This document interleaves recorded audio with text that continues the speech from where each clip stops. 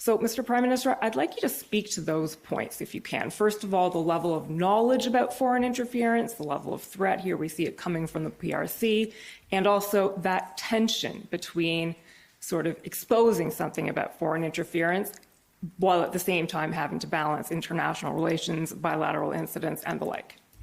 Well, first of all, it's a good example, as I spoke about the experiences in the United States and in France. The experience that Australia had, not with Russia, but with China, is another excellent example that we were very aware of at the time, and highlighted the fact that there are foreign state actors who are interested in playing a role in our democracies or in disrupting our democracies.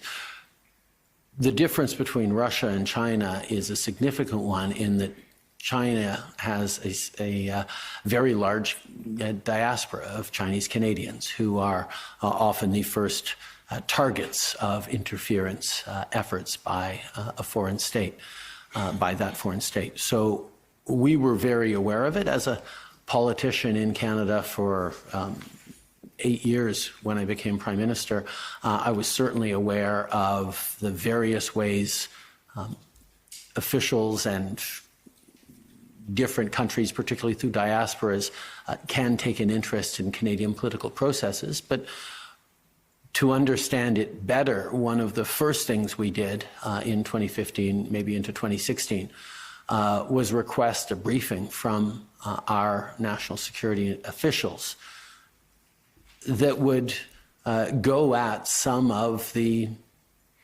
things we had heard, some of the things we knew or understood as opposition politicians now in a position of being in government, that we wanted to understand more about the role of foreign interference in particular communities, and we even wanted to know about particular individuals that we had heard things about, and understand what landscape we were actually walking into, because we suddenly had access to a very sophisticated and excellent national security apparatus that when one is a simple opposition politician you don't have access to. So from the very beginning we knew there were things we needed to know about.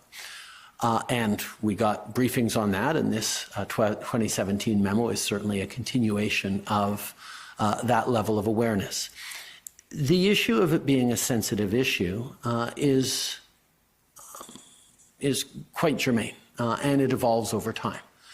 Back in the early days of our government, we were very much looking to deepen the trade and commercial ties with China, seeing it as an opportunity for exports. One of my biggest files of the day on that was trying to restore the canola shipments that many Western grain farmers were relying on, that were seeing irregular blockages from the Chinese authorities. So that was part of our work.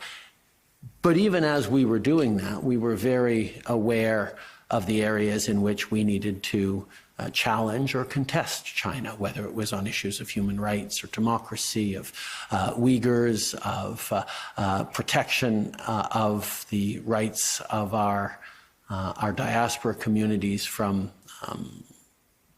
influence or intimidation.